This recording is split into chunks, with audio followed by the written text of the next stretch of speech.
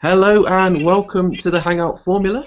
I'm Andy Bryan from Become Authentic on Video, and I provide video coaching, Google Plus and Hangout training as well to help you find your voice online and deliver an effective message to your audience using the power of video.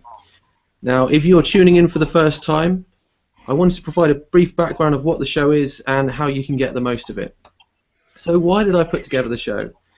What I wanted to do was bring successful Hangout broadcasters together from all around the world so they can share the story of their show, from where they started, their humble beginnings to where they are today. And along the way, they'll be sharing tools, tips and strategies of how they've grown their show to be the fantastic show that they have today. Today I have a pleasure to welcome both Tom Sweetman and Angie Cartwright, who run an absolutely fantastic show. I want to welcome you guys. Thanks for coming along. Thank you, Andy. Thank you. So, to get started, I'd love to find out a bit more about yourselves and your background and what you do, first of all. Perfect. Well, yeah, my name's Tom Sweetman, and I run basically From Grief to Greatness. From Grief to Greatness was born from basically when my mum passed away from cancer in 2012. It was after a long time dealing with grief, dealing with the process of losing someone over a while, and it was really what I want to give back to people, because there's a lot of lessons I learned in life and about things, and that I really wanted to give back to help people, because grief can be a lonely journey, and during the time of grief, it's often not spoken about. You know, people don't really talk about it, people don't really want to interact with it, because it's not in society seen as something that's very popular to talk about, or people aren't comfortable with it. So for me, it was being a guy as well, talking about emotions and that people is quite pushed aside. So I really wanted to be able to share my experience. And then to also, during grief, I noticed that it's kind of like a stripping off your life. You reassess all your values, you reassess who you are, you reassess everything. And for me, it was about reassessing myself and realizing that, you know, there was a lot of things I had done and things that were going well and things that weren't. So it really led to me doing some incredible things, and hence why I call my program From Grief to Greatness, because it's about getting you from that place where you're stuck to moving you forwards.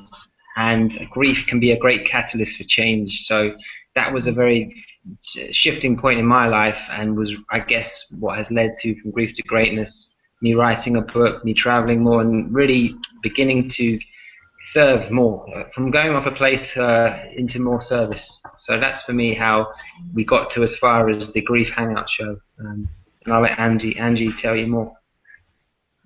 Yeah, how about yourself, Angie?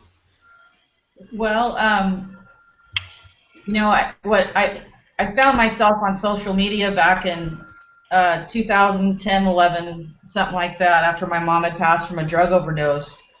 And that had not been the first loss that I'd experienced in my life. I've experienced, you know, just an enormous amount of loss in my life. And so I knew I was thrown back into the grief world, and meaning that the grief world and the world that you lived in before the loss, those are two different worlds. And I was looking for others who I could maybe relate with, who would understand the feelings that I was having. And so I created a very small little group called Grief the Unspoken. And it had probably about 50 people on there. And what happened from that, you know, it just, of course, grew overnight, basically, and now we have hundreds of thousands of people, over 60,000 people in closed grief groups. I decided to declare a National Grief Awareness Day on August 30th of every year. But along the way, met Tom. And Tom had lost his mother as well, and we both really agreed that, you know, grief is very taboo, and it's not spoken about. You know, we'd rather talk about the weather. You know what I mean? We're more of the weather, or who's dating who, or, you know, those kinds of things. And Tom and I both felt that grief needed to come out of the dark and into the light. And so we started talking about how we could make that happen. And so we began, and it really, the Google Hangout was Tom's idea, and he invited me along, and we've been doing it ever since. And it's an amazing experience. We have guests that come on, and they share their story, and we get to talk about grief.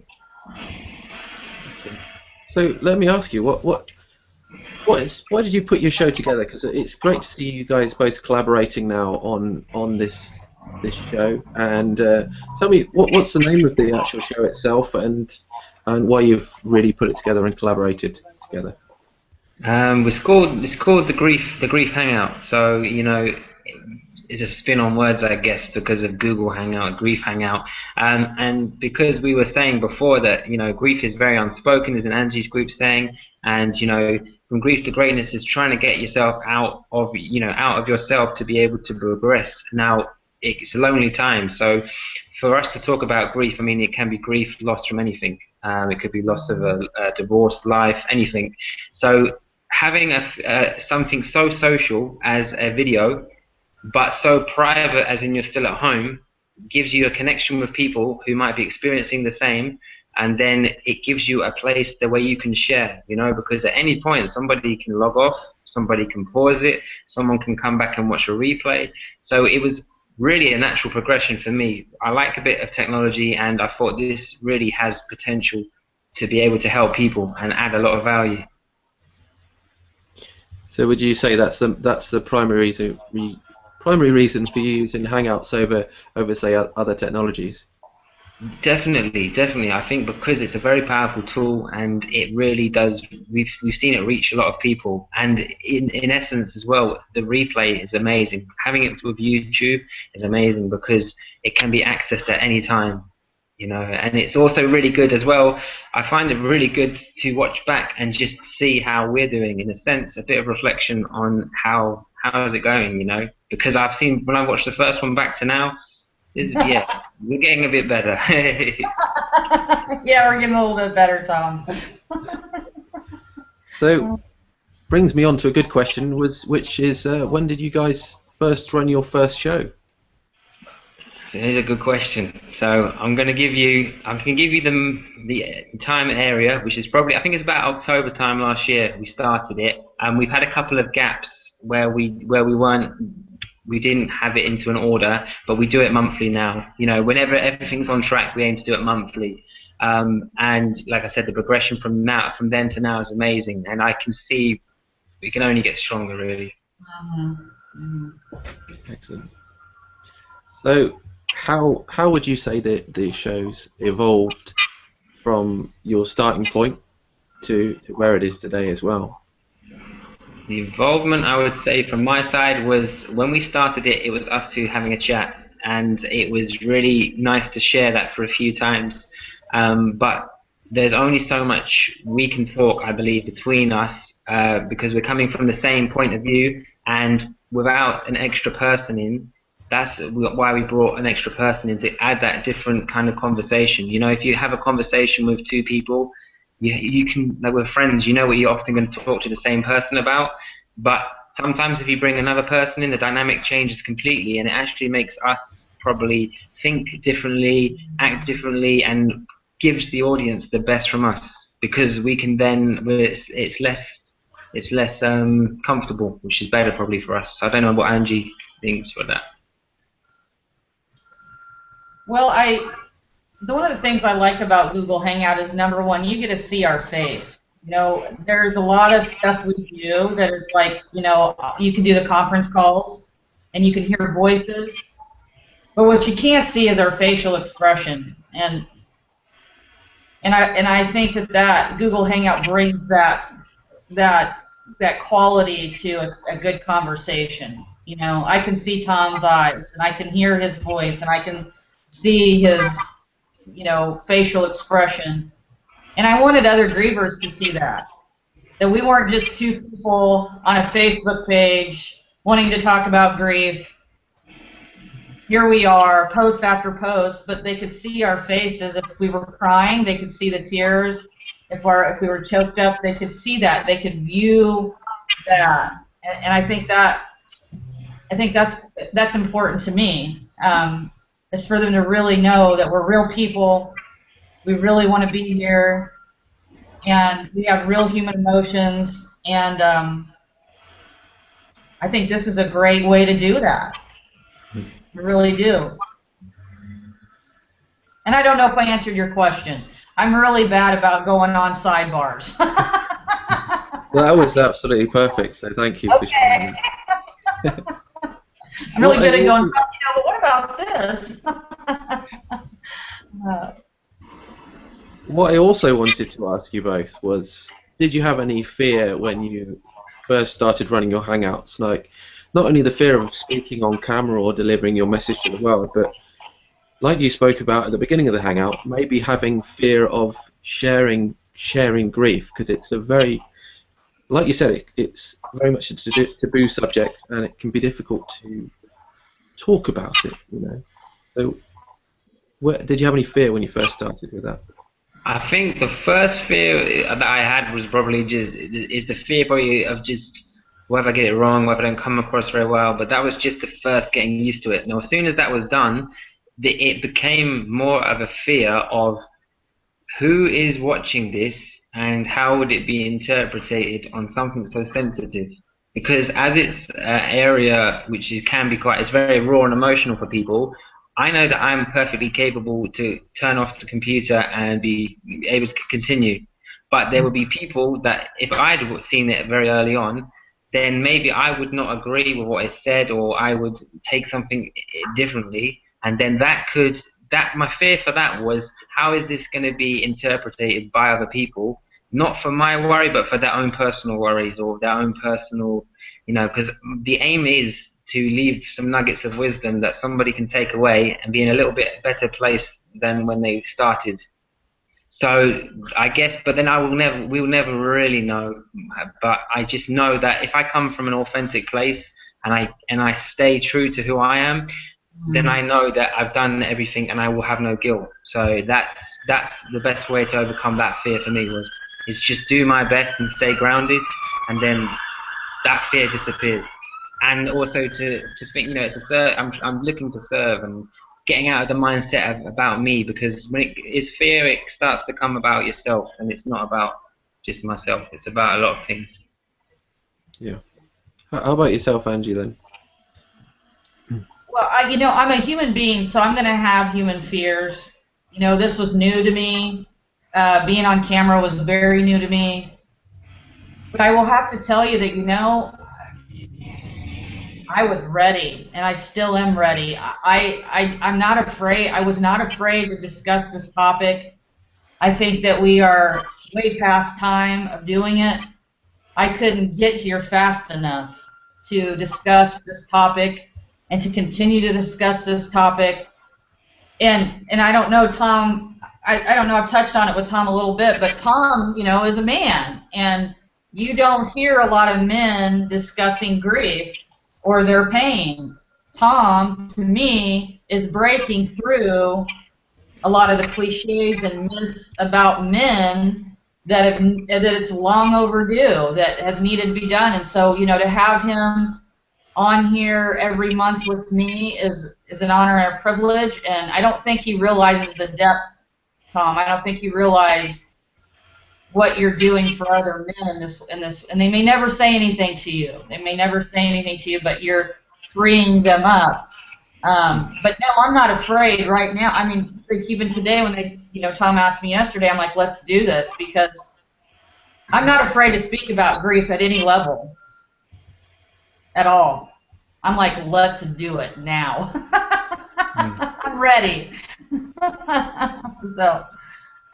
And I'd like to add to that as well. It's like this links for anyone watching the Hangout. I think when we all have subjects and areas that we're comfortable talking about, and I think when you're really comfortable with something, then you won't have that fear. Because I know if I'm talking about things in the past and I wasn't that comfortable with it, I have so much fear. And looking back, it wasn't really me, or it wasn't something, So like, there's things I can talk about that I won't get scared of because I know about it, or because I've experienced it. And I think experiences really does block out a lot of fear, Yeah. because if it comes from what you've experienced, it's true. Whereas if it's something like, I want to be a real famous coach, but I've never coached anybody, and then you start talking on Hangouts about coaching and you're scared, it's probably because it's not really you.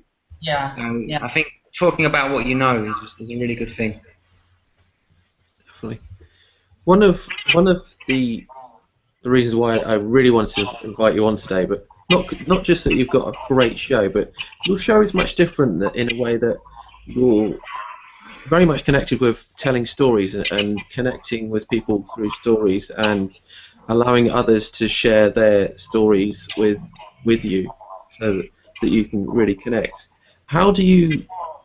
I guess I say, how do you make that work within your Hangout? Because it can be difficult for people to connect with. We were talking about this earlier, me and Angie, and I think the thing is with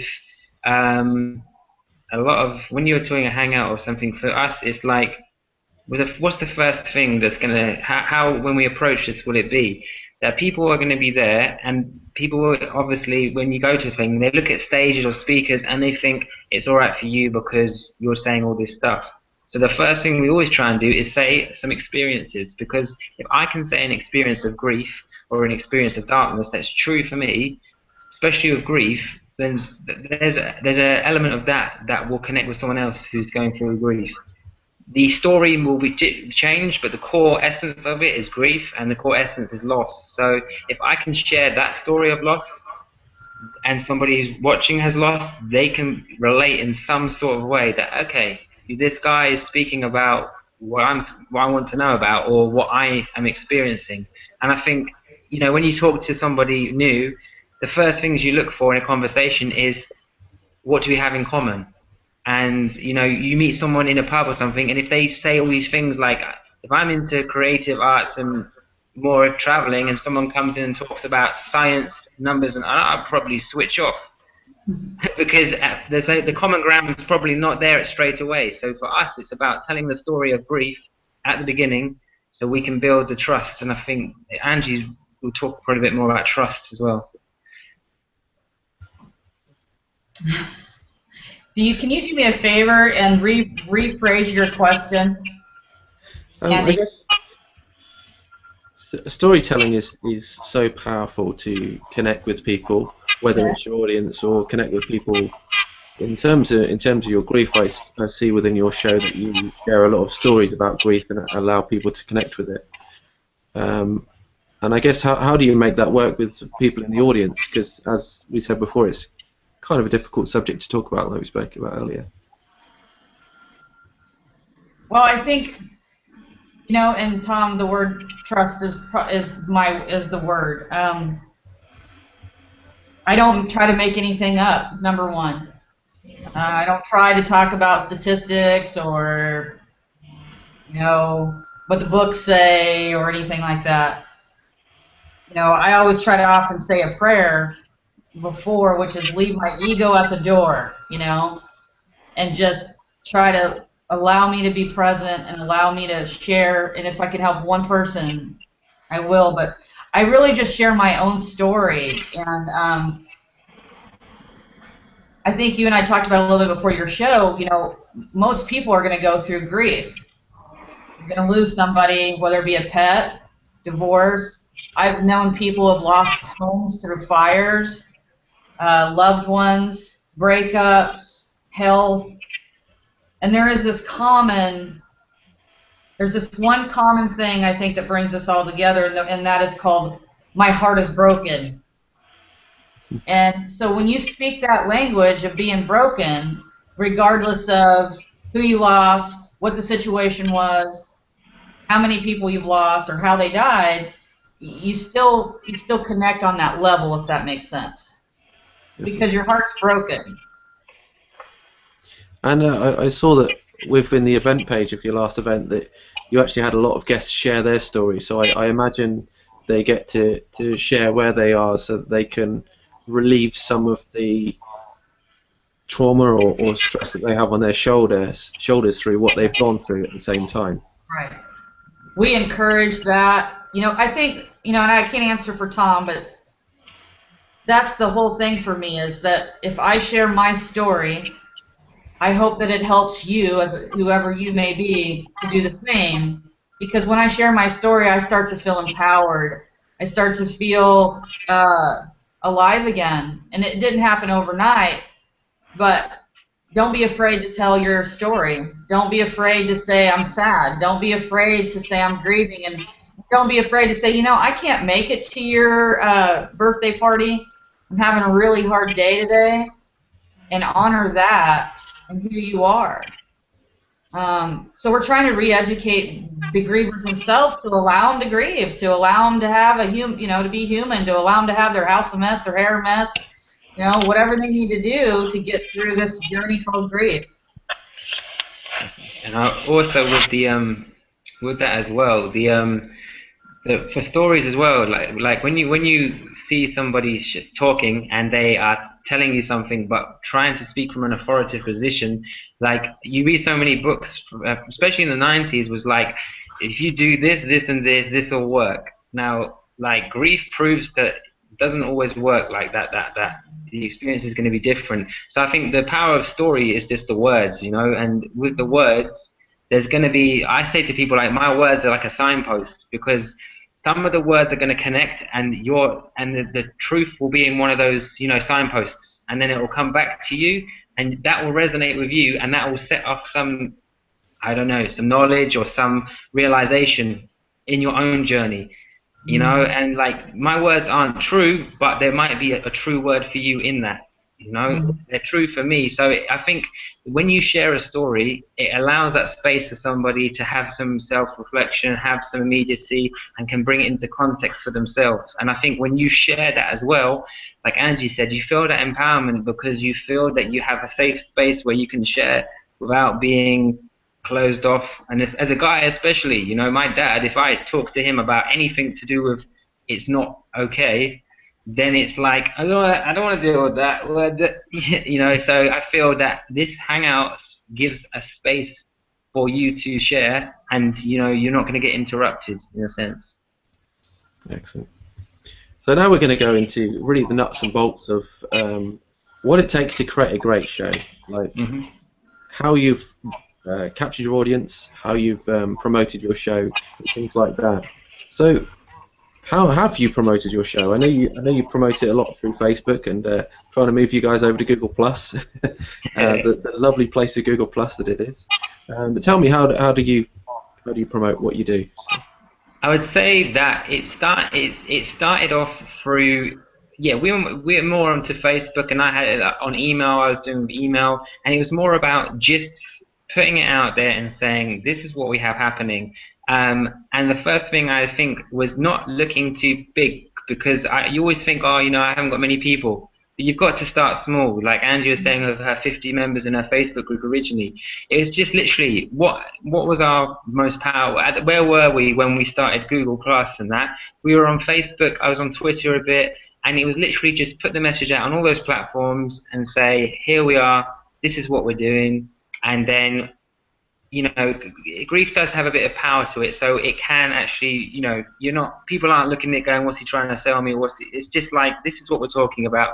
Come here and have the conversation with us.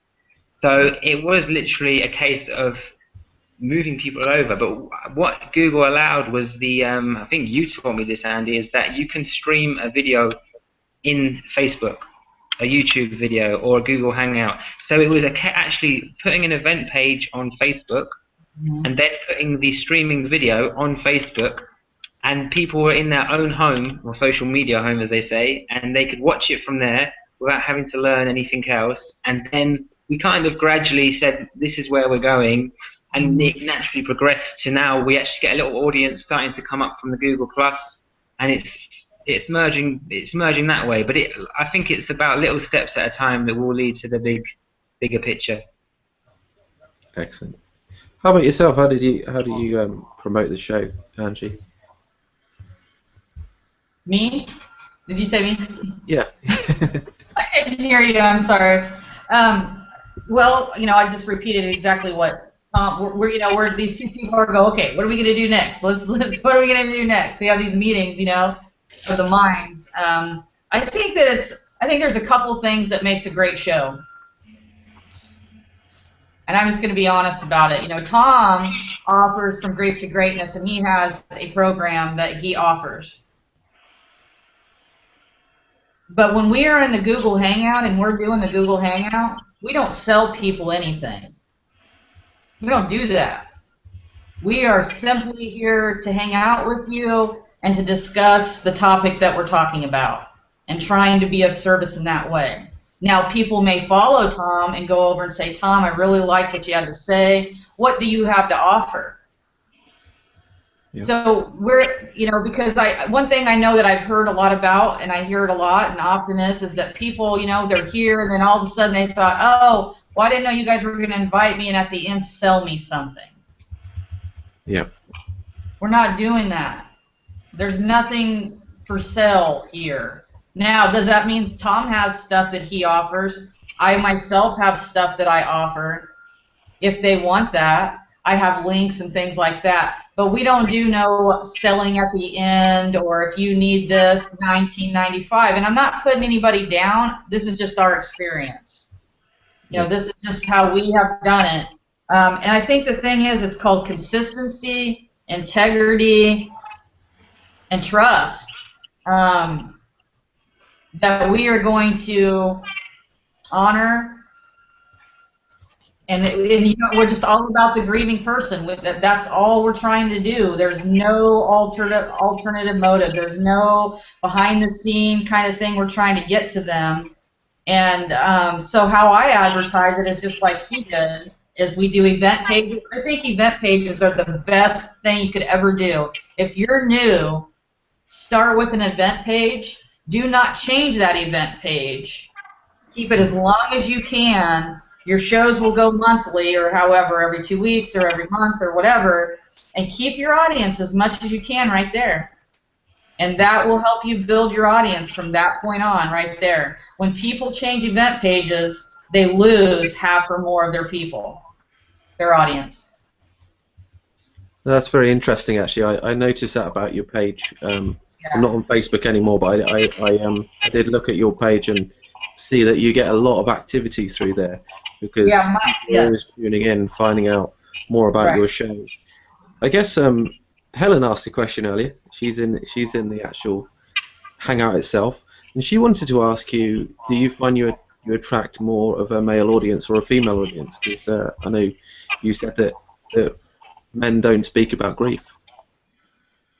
I think it's really hard to see. I can definitely say that more men are slowly appearing in the woodwork. But I think if men are watching it, they're not making themselves as vocal. So I would say it's probably more 80–90% women. But I wouldn't know with the men, because if they're streaming it, they're just doing it silently. And for me, that's fine. You know, if people don't see it for a while, that's fine. But it's definitely more women who speak about it, and yeah, I think there's more women speaking about it, definitely. So what have you guys done to grow your show?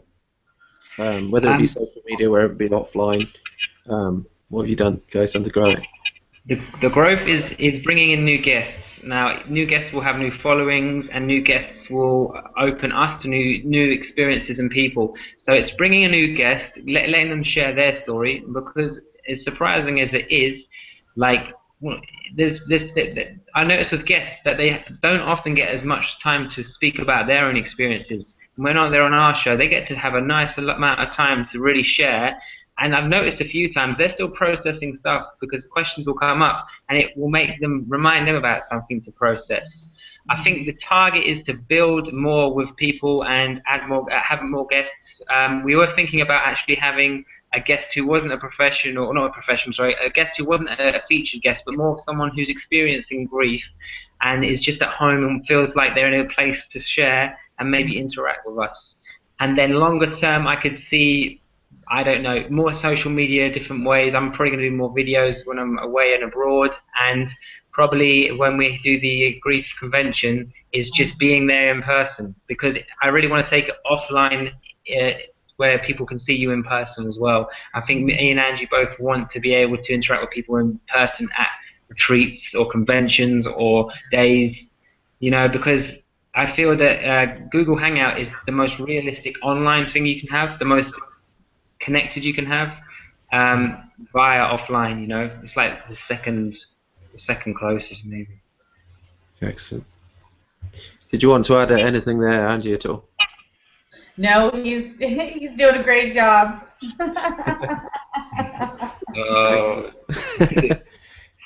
Sharing a lot of wisdom here today, Tom. We're connected, Tom. That's why. It's just a connection. So That's don't all worry. right.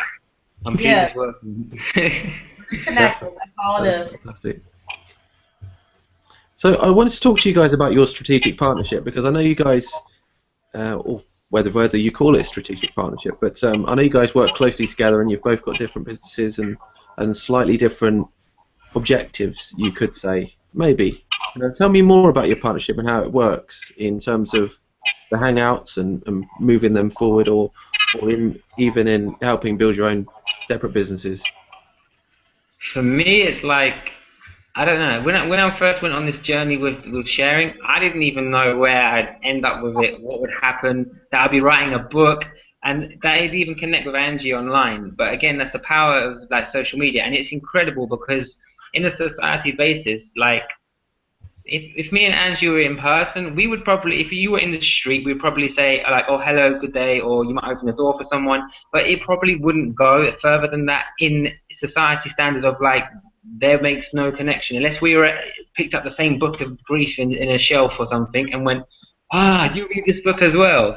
So for me, it's like, wow, we've made this connection, and we're connected by this experience, and we have a mission. And yeah, like you say, it can slightly differ because we're at different stages, different, you know, experiences. But I think it's not necessary. I think the strategy is just one thing, is to make grief spoken. That's it, really. It's to speak about grief and to be able to, you know, mine's more from grief to greatness. It's just slightly different edges, but the main core of it is to speak about grief. And I think what works really well, strategically probably as well, which is not meant to be strategic, is we are from two demographically different of age. You know, I'm male and Angie's female, so we can cover a real broad audience, which probably strategically does help, but it wasn't intended. You know, I wasn't right, tick, American, tick, you know, I'm not, it just happened. But I think there is benefits to that. There's really good benefits to us forming a partnership and alliance, and the more that we reach out to people, it's, you know, I mean, we really don't try to we don't sit down and have like strategic like before when I've tried things, or you do things, you sit down, I'm going to market like this, I'm going to do it like that. We're just literally just doing it, and we're doing it from a place, and it's having its own world really because of that. Yeah. Excellent. And is there anything you wanted to add there, Angie? Well, first of all, Tom, you're making me laugh today a lot because I'm reflecting on our friendship, and I'm married, and he has a girlfriend or fiance or married. I'm not, you know. And I remember telling my husband, I've met a man across the, you know, the world, you know, and his name is Tom, and, you know, all that, and he's like, what, and, you know, but I threatened Tom, was it yesterday or the other day, because we're having this national, you know, we're having this huge convention that we're doing in 2015, and I told him if he did not show up at that thing, that I was going to kidnap him. Uh-oh. But you know, the thing is that there, like you said, there wasn't all these pre-planned. Okay, we're going to do this, and you're a guy, and you'll help the men, and you know, and you're younger than me, and you know, it didn't happen that way. What happened is you got two people who have experienced loss in their life. They have started to find hope again, but they, you know, like Tom, and that's how I felt, was just because I had found some hope in my life, just because I was feeling better, I couldn't leave them behind. I didn't want to leave any griever behind, and I saw all these problems, and Tom did too, and so we just joined forces, and he's just a brother to me. Tom, you're my brother, and I love you from across the world, and You know, like I said just a minute ago, you know, Tom being on a show, speaking about his feelings, speaking about how when he's in a pub and he decides he's going to talk about the grief stuff and how everybody kind of like moves their chair away from him, you know, because Tom's going to talk about that grief stuff again. You know, thank God that he's doing that. I mean, you know, it gets me emotional because there's so many men who live in silent grief and have taken their lives because they're supposed to be the strong one in the family. They're supposed to be the breadwinner. They're supposed to be strong. They're supposed to be, and so Tom's breaking that silence, and I'm forever grateful for that. And he's stuck with me. And also, like, it's what I notice as well, especially on the guy thing, is that, yeah, what Andrew was saying, if I go out and, you know, if I like a deep conversation. I love conversations where I can connect with someone deeply. And if guys would generally be like, oh, okay, he doesn't want to talk about A, B, and C, so I've got to move to the other side of the table. And then I notice that I'm sitting on the, girls want to talk to me because it's deep, and guys don't want to. And then the guy gets upset that it's a bit of a weird one. But then what happens is guys will always come to me when there's a problem. Because you know, they don't tell anyone, but this has happened in my life, and da-da-da-da-da-da.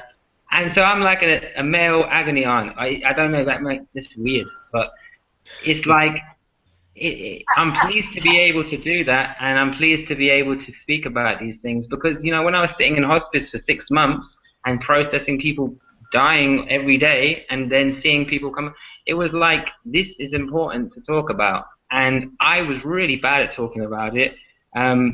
But now what's probably happened for me is I get upset by little things, and the heavy things I find the most simpler things to deal with. You know, if you don't make my tea right, I just like, oh my gosh, my tea's not at the high level. But then if you talk to me about grief, I'll just be like, well, yeah, we can talk, you know. So, I don't know, this might have sent me the other way. So just make sure you fill my tea up high, Andy, if I'm ever around there. So. I will definitely do my best next time I see you. So I wanted to talk to you guys about the dynamics of you guys working together, because watching you both today on the show, you got good dynamics. Was it always like that?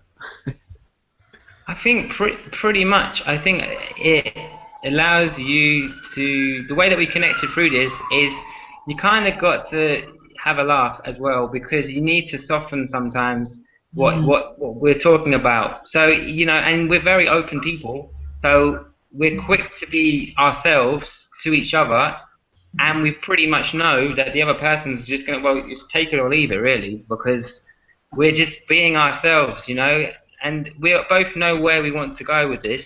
So it's a case of, like, we wouldn't want to waste each other's time, you know, because if we didn't connect, we wouldn't do it, and we wouldn't pretend to be like co-hosts if we didn't connect.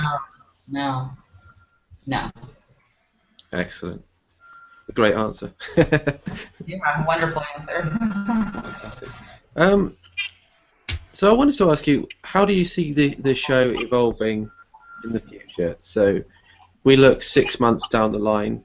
Will you be making any changes to it, or will you maybe keep it where it is at the moment and just try and connect more people with the show? Progression is important to me because, yeah, progression is important because it's about the numbers we reach. I'd like us to reach more numbers, and it will evolve because it just naturally, everything does evolve. So it will evolve. Maybe we'll have more guests. Maybe we will have a bigger reach. Maybe we'll meet somebody who's even better at promotion, and it will evolve in that form. Like I said earlier, we probably want to get it offline and online. And, you know, maybe one time we'll have it where we're talking about, you know, just promoting events and then doing a hangout as well through it. So it's going to evolve, and we know that it's going to evolve well, because I don't know if you're getting into a marketing head or anything, the issue that we're talking about affects everyone. So there's a lot of people to reach. So we can't stop, won't stop. Excellent. Again, is there anything you wanted to add there, Angie? Well, there'd be a day I would love to take, and Tom would be part of that crew, and I would love to travel with my team. We have a beautiful team, and do something called the Grief Diaries, and do a huge documentary. And I want Tom right there beside me. So yeah, there's a lot of stuff that I want to do. Tom's eyes got real big there. What? Wow. I'm trying to, you know, we both live in different parts of the world, but, you know, my hope is that at one point we are all traveling and talking about grief, number one. Two, that we are sitting on a couch on TV talking to our guests. So yeah, there's a lot of things that I have planned in the future for all of us, as long as they'll agree with me. You know, I mean, that's what I want to do. That's what I want to do. So everything apart from the kidnap is fine. yeah, I won't kidnap you as long as you come. You better show up, or that's. Okay, that sounds like Google blackmail. I know people. No, I'm just kidding. I don't know. But no, it's like Angie said. It's just like this platform has been incredible because this wouldn't happen, you know, without Google. Excellent. Yeah. So I know Angie spoke about it at the beginning, and that she had put together a Grief Awareness Day, and I think you mentioned that it's been going for a year now. And I'm not sure whether you've done a hangout for it yet, but will you be doing a Grief Awareness Hangout, and will we see that coming to our screens in the near future? Yes, we will be. Right, Tom? Yes, yeah, we will. That's a good idea. That's a really good idea, and we're going to have to take that idea. Just for anyone who knows, we spoke to Andy probably about 10 minutes before this started, and he actually came up with this idea, and now he's patented it by putting it onto a YouTube video. So Andy's helped us create a Google Hangout idea for the National Grief Awareness Day and that. So, but no, it's definitely a really, again, another angle that we weren't even thinking about that, but it's a really good way to connect people on a day that Angie's created to unite people. This is just the online version, an extension of that. So I'm in. I'm all in. Excellent. I thought I'd ask you that question because the Grief Awareness Day sounds fantastic, and I just thought it'd be a natural way to share your stuff, and I wondered if you'd thought of it. So that's fantastic. I will definitely tune in myself. Thank you. So, what are your goals and missions with the show in the future? And after this question, I'm going to hand it over to some of the guests. So I'll leave you that question. What's your goal and mission with the show, and what do you really want to do with it over the next? With the show, like I said, I could say loads of things but it hasn't happened yet. But the main goal is to reach as many people as possible, and the show will continue to grow, and we will learn more about the tools and technology of Google Hangouts. You know, because there's many things that we don't know yet, or we do know we haven't used. But like you say, stepping stones. We're building ourselves on this as well, and we've seen great results already. So we're really proud. I think I can say it from Angie's behalf as well. We're really proud of how it's gone already in such a short time. Me too. That's fantastic. Yeah. Sorry, one moment. That's okay.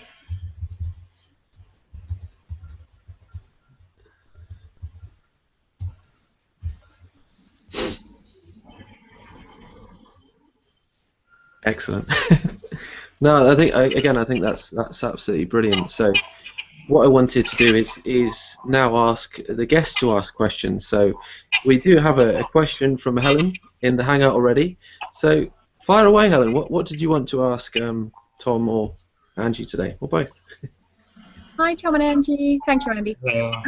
Yeah, there's a few things. I mean, it's fascinating hearing about what you do. And first of all, I just wanted to say congratulations, because it's amazing what you've achieved. And I have to say, it's something we definitely need in the world at this time. But Myself, I mean, I'm a medium, so people talk to me about their grief and about past things a lot, and I find it quite interesting. Is there a spiritual aspect to your Hangouts and what you do? Because it's almost like you've become a substitute for the community or the church that people would have had as an outlet for this grief in the past. So is there a spiritual element to what you do? Is there that guidance that comes through there in your Hangouts? How does that work? I mean, for me, it was like the hospice was a spiritual experience. And when my mum passed, before she passed, you know, she said, do everything that you want to do in your life and just make the most of it. And almost like this just felt like something that I should do because of the experience. I wanted to give back because I knew how, for me, it was dealing with the grief then. So it kind of feels like a full circle. And when I do things, I do always, I'm not, I don't pray much, but I always say a little prayer for my mum, and just, I feel connected to my mum when I do something like this, because I'm like, well, there could be another guy or another girl whose mum's just passed, and it does give me, it gives me a nice feeling to think that maybe it could help someone else who's in that position. Because if I had seen this when I was going through it, it would have helped me. So it kind of like a full circle with that, and I would say there is a spiritual aspect in the sense that it keeps you very grounded and very connected, and it gives me a point of service. Yeah, that's wonderful. Excellent. Hi, Helen. Hi. I was reading your question, and I don't think I'll ever see myself as a substitute for a church of any kind or anything like that. I mean, I have my own personal beliefs, and I try to pray and stuff before I come on the show. But I think for me and the show, we try to leave that very, very, very open to all because there's people who are in all different places with all different kinds of religions. So I think, and I don't want to speak for you, Tom, but I think we try to keep that a neutral zone. That way, whoever is on speaking about whatever they want to speak about, they're welcome. Whether that be Buddhism, being Catholic, maybe even being angry at God and they don't want to talk about God and that's mentioned on the show, that they're still welcome here. Yeah, I agree. Does that make sense? Yeah. Excellent. Thank you for the question. Is there any questions you wanted to ask Mike today?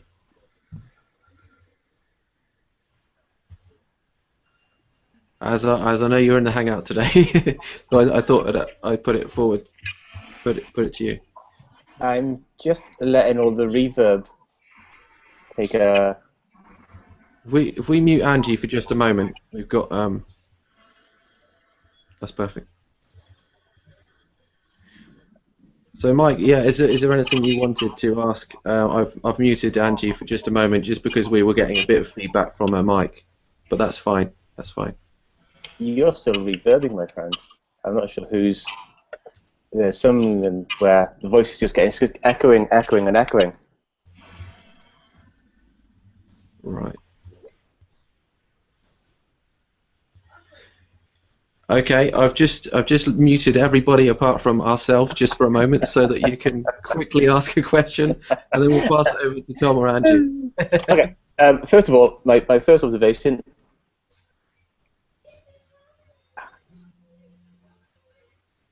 That's so bad. Okay. The first thing is never to make Tom Sweetman a cup of tea. That's the big thing. I'm really happy to help Angie with the kidnapping. I think that would be great fun. I'm really, really up for that.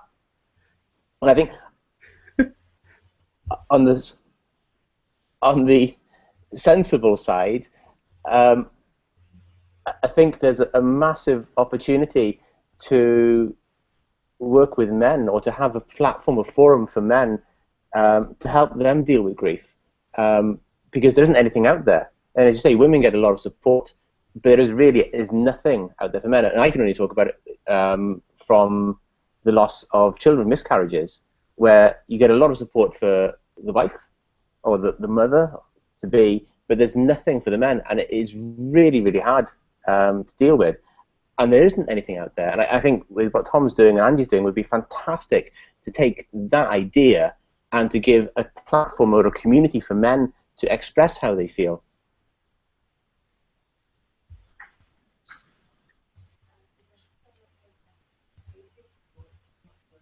If you could unmute yourself, Tom, I can't unmute you at the moment, so. There we go. No, don't worry about the tea. The kidnapping you can put on hold for a little bit longer. Or just surprise me, because then I don't know about it. And the platform for guys, I think that's something that I'm definitely have in mind to work towards. And I guess it would be, I'm trying to do that as a guy anyway, and then I think it's just about the more I do this, the more I can work towards something greater in that area, because I completely agree with you. It's like, it's like, well done, chap. Have a pint and that's it. There you go. And that, like you say, it doesn't go any further than that. So I think that's, and like you said, in your experience as well, it's crazy that there's only, the wife or the partner's looked after, and then you're kind of like then there to look after your partner as well as look after yourself, which is a huge thing. I mean, it's huge. And I can see in a lot of guys as well. I can really check when they're holding on to stuff, because you can see it in people's faces. You can see it in just how they are when people are holding on to stuff that they haven't been able to release. But yeah, that's definitely in the pipeline. Number 3, I'll go for number 3. Thank you. And I'd like to add, Mike, that I think it's an amazing idea, and I don't see, Tom, what's stopping us from going ahead and starting that. And a closed group goes up in 2.5 seconds, and you can call it, men's grief or something like that, and start from there, and then start having men on the show. And there's nothing in our way that says there's no reason why we shouldn't do it. I think I need your expertise. I'll get your Facebook help on that, and we'll start it. And we can put. Let's do it. Mike can be the chairman.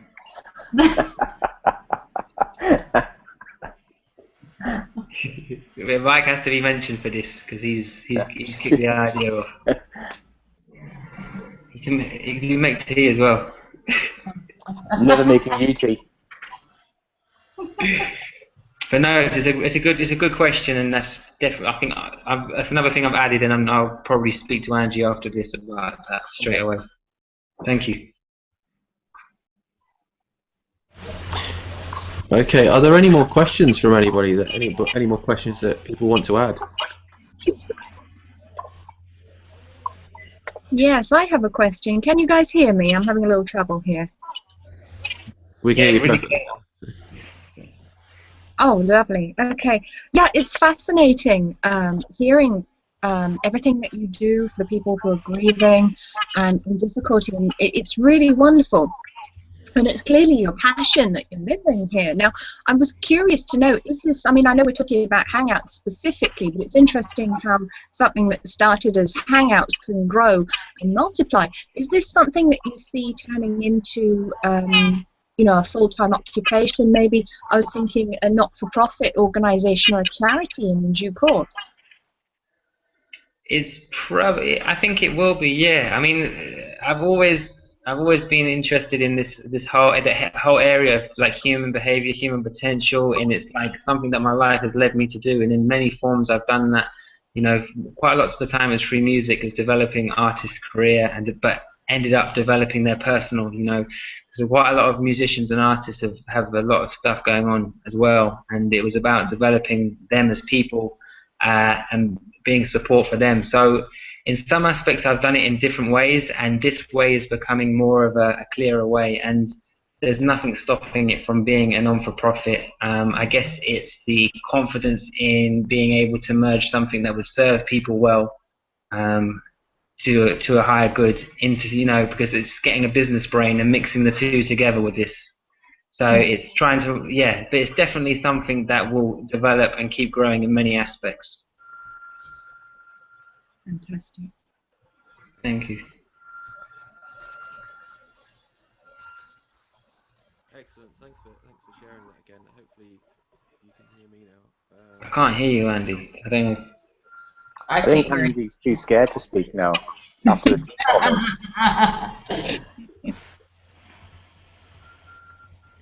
Fantastic. So I just want to say thanks for everybody that has tuned in today, and for Tom and Angie for both being on the call. It's been a pleasure for you to share your story and your Hangout show with everybody watching today. Is there anything else finally that you'd like to add to the guests? Thank you for having us on. Appreciate that. Thank you for Mike, and yeah, I really appreciate all the comments and questions. And you both got me thinking. You know, again, I love questions because it makes me think. And yeah, thank you. Thanks for everyone here. I'm all watching you in your boxes. Thank you, everyone, for being here. Thanks for having us. Yeah, it's not a problem at all. What I wanted to do as well is just to let everybody know about the show we've got coming up next week.